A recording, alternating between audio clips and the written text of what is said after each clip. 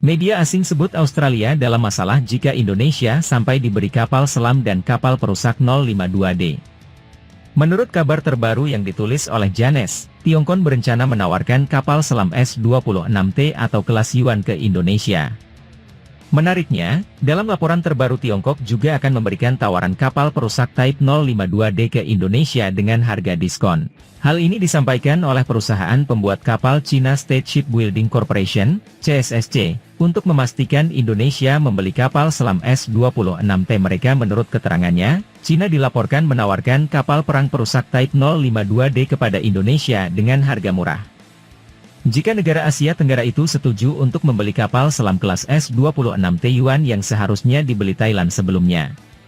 Menurut Defense Security Asia, laporan mengenai tawaran kapal perusak tipe 052D ini muncul saat CSSC dilaporkan mengadakan pertemuan kedua dengan pejabat Kementerian Pertahanan Indonesia, yang awalnya untuk membahas tawaran penjualan kapal selam kelas S-26T Yuan.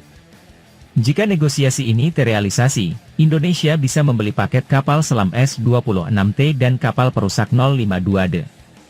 Mengutip dari media asing, 1688.com.au menyebut ini akan menjadi pencapaian dan terobosan besar bagi perdagangan militer Cina, karena akan menjadi ekspor pertamanya.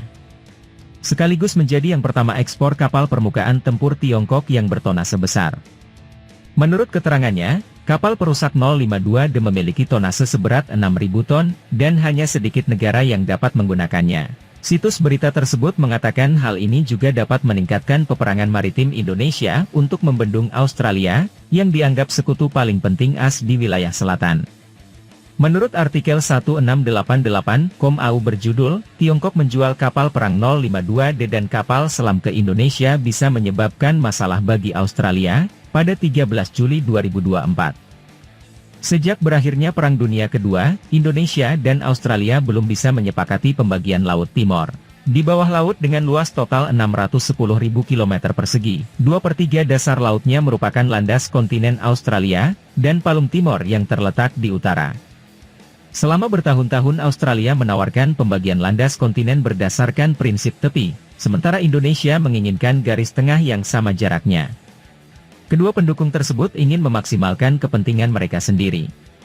Mengingat Laut Timor kaya akan sumber daya perikanan batu permata organik yang berharga, Indonesia dan Australia tiap mau mundur. Menurut laporan tersebut, kerjasama impor dan ekspor pertahanan dapat memberikan manfaat besar. Bagi Tiongkok akan memberikan pertukaran dalam perdagangan senjata, sementara bagi Indonesia memperkuat kekuatan angkatan lautnya.